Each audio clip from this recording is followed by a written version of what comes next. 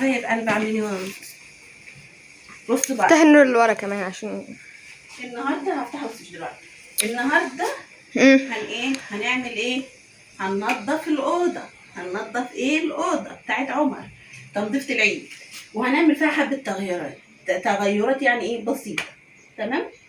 فيلا بينا عشان نشوف هنعمل ايه هي التغيرات اللي احنا هنعملها، ونشوف الدنيا هتعمل ايه. حط لايك الحلوه اللي منك كده، واشترك في القناه لو لسه ما اشتركتيش، وتعالي يلا نشوف هنعمل ايه. اول حاجه طبعا عمر قطع الستاره. هشيل الستاره دول لما عمر يجي هيحط الستار. تمام. اللهم صل وسلم وبارك على سيدنا محمد وعلى اله واصحابه اجمعين. ازيكم يا حبايبي؟ عاملين ايه؟ يا رب تكونوا بخير واسعد حال. معاكم مغنى من قناه يوميات مغنى. لاول مره يشوف القناه او يشوف الفيديو، فضلا وليس امرا تحط لايك حلو منها كده، وتشترك في القناه، وتفعل زر الكل عشان كل ما انزل فيديو يوصلها الاشعار وتتفرج عليه. يلا بينا نشوف هنعمل ايه. يعتبر بقى ايه ده اول تنظيفات الايه او تنظيف يعني العيد. تمام، ده اول تنظيف العيد. قبل كده الفيديو اللي فات كنت عملت معاكم التلاجة. قلنا بقى ما تستحمى كده عشان تستقبل العيد كده وهي مستحمية ونظيفة وزي الفل، ولا ايه يا غنى؟ نضفنا بقى التلاجة وخليناها زي الفل. طبعا التلاجة بتتغسل اول باول، يعني كل اسبوع بغسلها مرة. مش هكذب عليكم واقول لكم كل يوم، لا كل اسبوع بتتغسل. ليه؟ كل ما اروح اجيب خضار مثلا ولا حاجة بغسلها. يعني خلاص التلاجة فضيت، بقوم جايبة قبل ما احط الخضار بتكون مغسولة، يعني عشان احط فيها الخضار ايه جديد نظيف. تمام تمام يا ام غنى. نيجي بقى لايه للفيديو اللي احنا فيه. شكرا لكل واحدة حطت لي لايك. شكرا لكل واحدة بتتفرج على الفيديوهات. شكرا لكل واحدة بتكتب كلمة حلوة تكبر بخاطري. ربنا يكبر بخاطركم جميعا يا رب. وكل واحدة بتتفرج على فيديو او بتتفرج على اعلان ليا، ربنا يكبر بخاطرها ويفرح قلبها يا رب زي ما هي بتفرح قلبي. عشان انا كل ما اشوف تعليق حلو او اشوف لايك منكم بفرح والله العظيم. يعني بصوا بحس بسعادة. ربنا يسعد قلوبكم جميعا يا رب، ويكبر بخواطركم جبرا يتعجب له اهل السماء والارض. كل اللي بتحط لايك وكل اللي بتكتب كلمة حلوة. بصوا بقى هنبدأ بإيه؟ هنبدأ بأوضة عمر. التنظيفات بتاعت عيد الأضحى. كل سنة وانتوا طيبين. كل سنة وانتوا طيبين كده وإن شاء الله إن شاء الله يعدي علينا العيد كده، يبقى عيد سعيد، يبقى عيد سعيد علينا جميعا يا رب، وعليكم يا رب. يا رب يجعله عيد سعيد علينا وعليكم يا رب، اللهم آمين. هبتدي بايه؟ الشباك. ليه يا ام غنى ما غسلتش الشباك؟ في ناس هتقول ليه ما غسلتش الشباك. ما غسلتش الشباك ليه؟ علشان في تحت الشباك على طول في المفروض كنت اوريهولكم، بس انا راحت عليا دي بقى، ما خدتش بالي بقى من الموضوع ده. المهم في ستاند كده بتحط عليه التكييف، ستاند للتكييف. تمام، تحت الشباك على طول. فالستاند ده انا جايبه حاجه كده بلاستيك ومخزنه فيه بصل وحطاه على الستاند. جايبه زي صندوق كده بلاستيك يعني متفرغ كده بسيط، علشان يدخل للبصل يدخل له هواء او يدخل له شمس. عامه في ناس هتقول البصل هيبوظ، لا مش هيبوظ.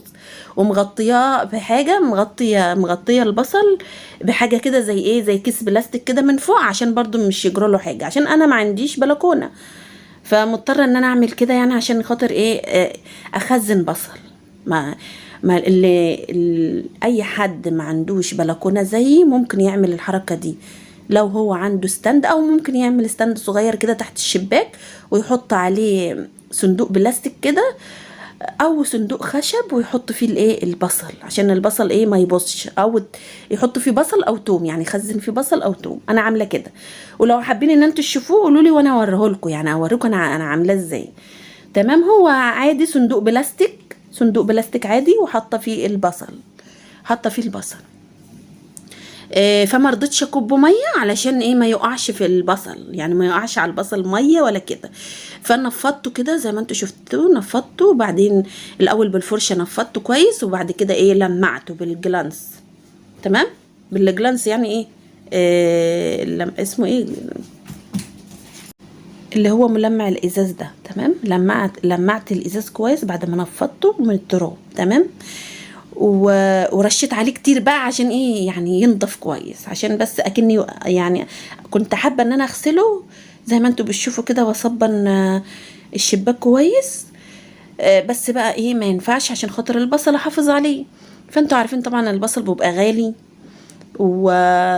يعني بيجي وقت كده البصل فيه بيبقى ب30 جنيه وب25 جنيه، فانا مضطره ان انا اخزن بصل، فمش قدامي الا كده. تمام، فايه ولسه كمان هجيب بصل تاني، يعني انا مخزنه شويه ولسه هجيب تاني يعني.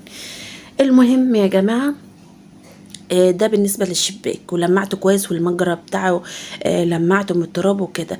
البتاعه دي اللي هي المروحه دي بتاعت عمر، بتبقى هي مخصصه لعمر يعني. دي المروحه دي بتاعت عمر، ما بعرفش ينام الا عليها.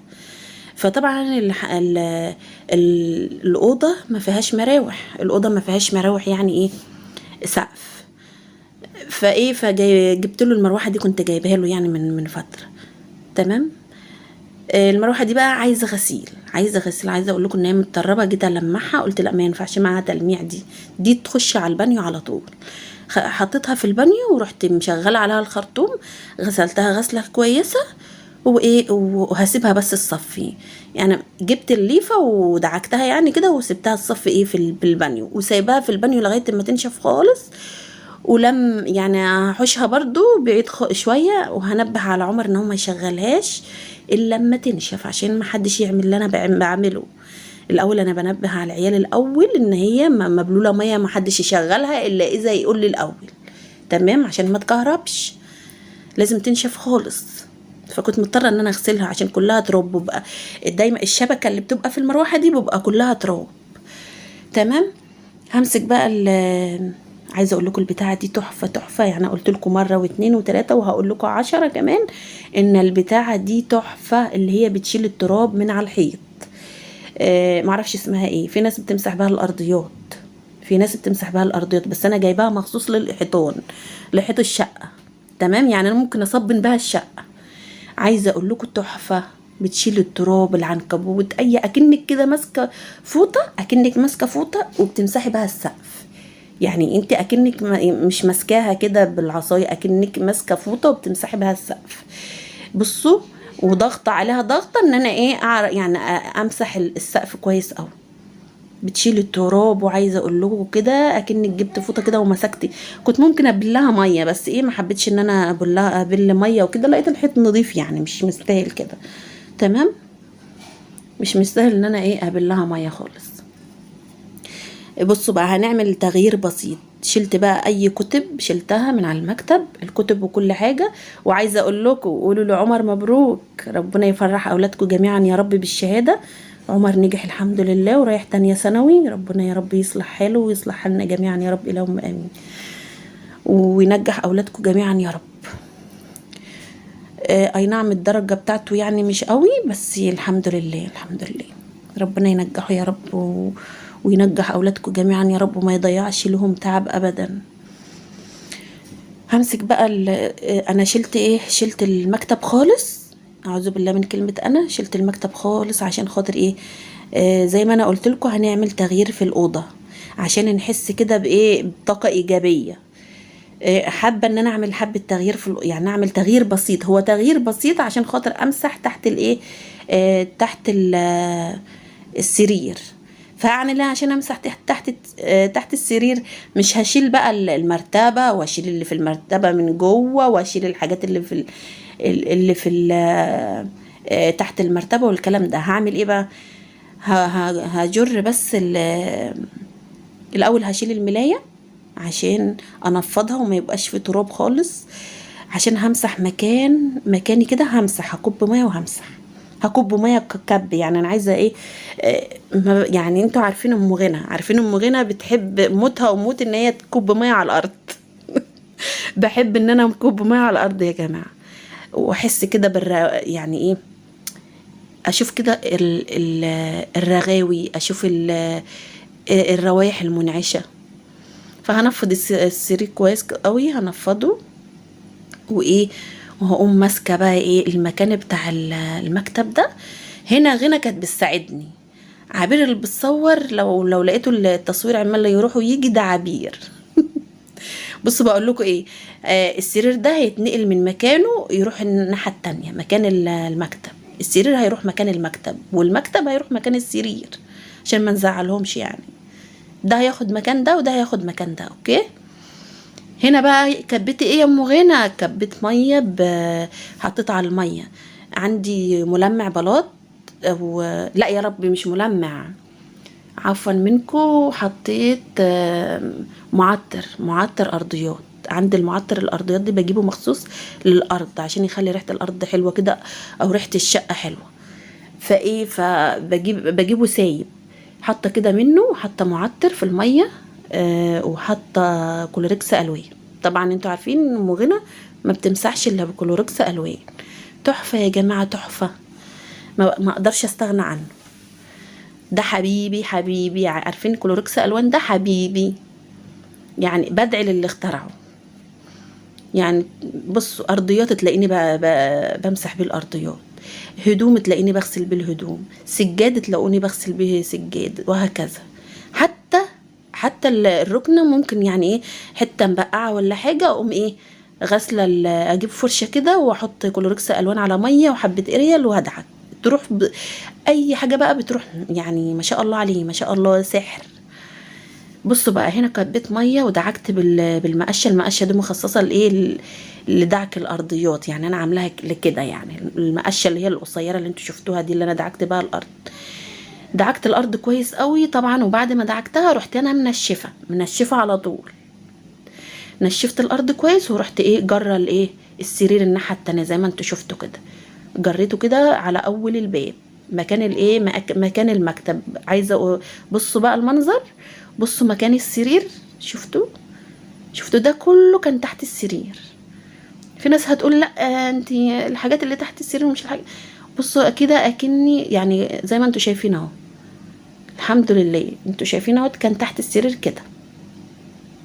عشان طبعا انا قبل كده كنت جريته ومش كنت وريتكم، يعني ما كنتش صورت.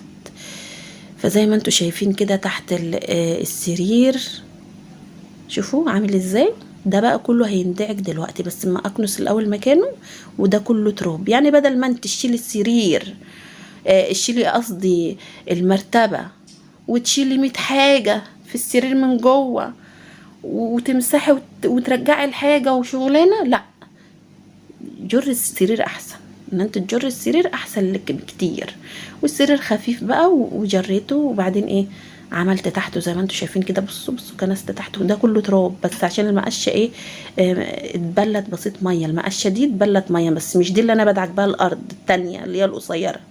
هلمع بقى السرير تلميعه كده حلوه كده. انا نفضته، لكن هلمعه بقى، لمع الخشب بتاعه وايه اللهم صل على النبي، صلوا على حبيبنا وشفيعنا يوم القيامه. اللهم صل وسلم وبارك عليك يا حبيبي يا رسول الله. هفرش بقى الملايه دي عشان يبقى على المسح على طول. مرضتش امسح الاول ليه؟ عشان بس ايه ما امشيش في الميه ويبقى لسه الارض ما نشفتش وكده. فانا هفرش الاول الملايه وبعدين امسح، عشان ايه اسيبها تنشف خالص. تمام، عشان ما لبخش تاني، ما اجيش يعني امشي تاني على الارض وهي نضيف لما تنشف كويس. هقوم الاول ايه هفرش الملايه وافرش. ايه رايكم في الملايه دي؟ الملايه دي عايزه اقول لكم بقى لها سنتين معايا، سنتين بس تحفه. كنت جايباها العيد اللي فات الصغير، لا اللي قبليه، لا مش العيد اللي فات الصغير، لا اللي قبليه، لا اللي قبليه، واخدين بالكم؟ بقى لها سنتين، عدى عليها كده عيدين صغير.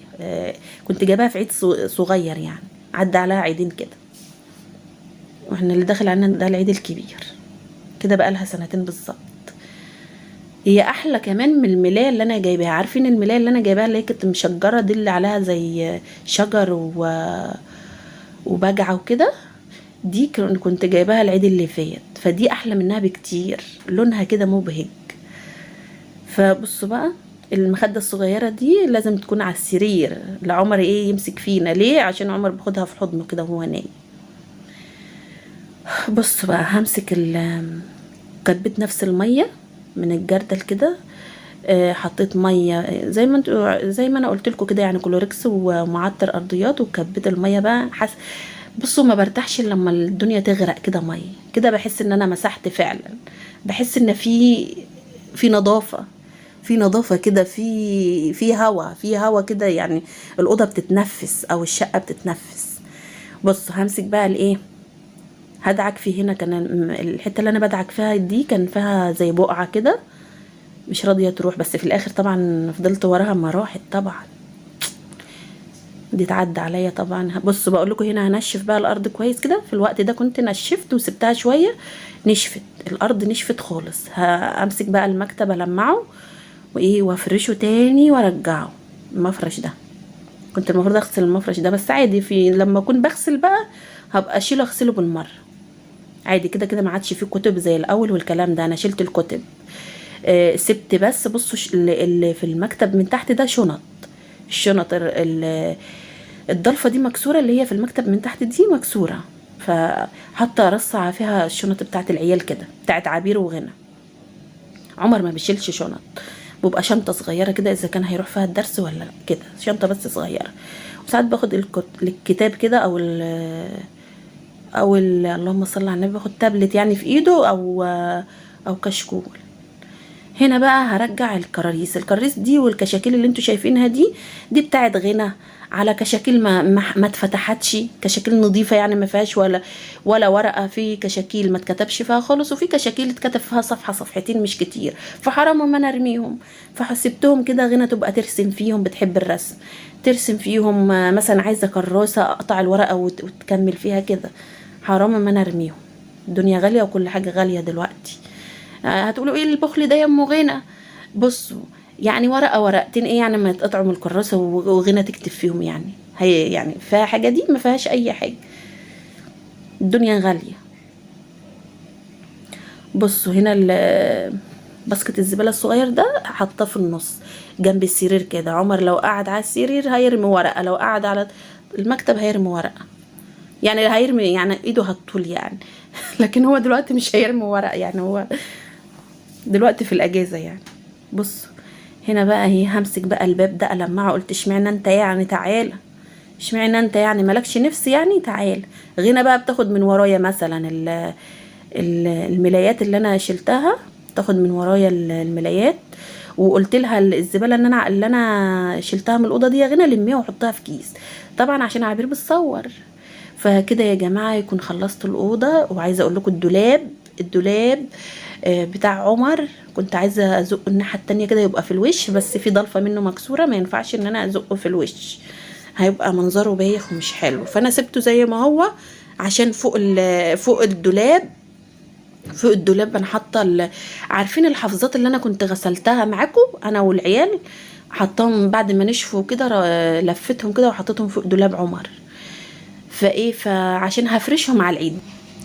وهنا الستارة كنت شايلاها عشان طبعا مقطوعة، هوديها بقى جنبنا بتاع ستاير، هوديها يعملها وهوريها لكم اول ما ركبها. وهنا بقى عمر كان جه وركب لي بقى الستارة، تعالوا اما اوريها لكم، تعالوا اما اوريكم بقى الستارة. عمر بقى جابها من عند الايه بتاع الستاير زي ما انا قلت لكم، هو جنبينا على طول. غسلتها وخليت عمر وهو رايح الشغل، وهو رايح مع بابا يعني، وداها لايه للترزي اللي هو اللي تحتينا، هو بتاع ستاير اصلا اللي جنبينا ده.